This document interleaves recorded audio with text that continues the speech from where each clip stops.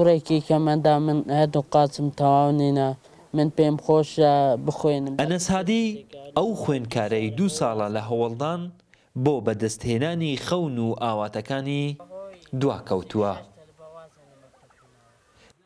نەبوونی قوتابخانەی ئامادەی و کەم ئەندامی بەشێکی جستەی وای کردووە تەنها بتوانێت شەهادەی نۆی بنەڕەتی بەدەست بهێنێت. بەهۆی ڕێگای دووریەوە ئێمە وازمان لە خوێندن هێناوە، ئێستاش داوا لە حکومەتی دەکەن ئان ئەو مەکتەبان بۆ ئەو مەکتەبەی کۆڵیت بۆمان بکاتەوە یانیش پاسێکمان بۆ دابین بکە بۆ ئەوەی هاتووە قوتابخانەی پێ بکەین بۆ سیدەکان. لە سنووری 15 گوندی گەلی لێتان بینایەکی قوتابخانە هەیە، بەڵام ساڵانە بەهۆی دووری ڕێگا و نەبوونی قوتابخانەی ئامادەی و مامۆستای بابەت نزیکەی 15 خوێندکار واز لە خوێندن دەهێنن.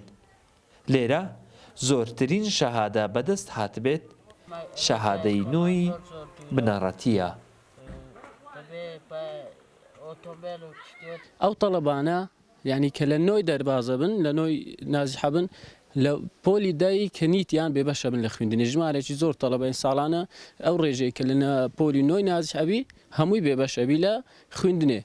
لە کۆلیت میلاک وەک پێویست نییە بۆیە دەبێت ئێمە میلاک دابین بکەین ئەو کاتە دەتوانین دوانەوەندێکی سەرکەوتو لێ بکەینەوە.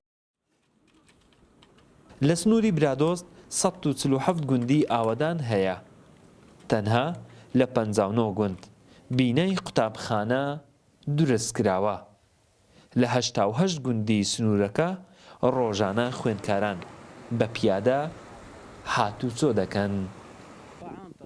وڵات حەسەن، کورسات نیوز، برادۆست.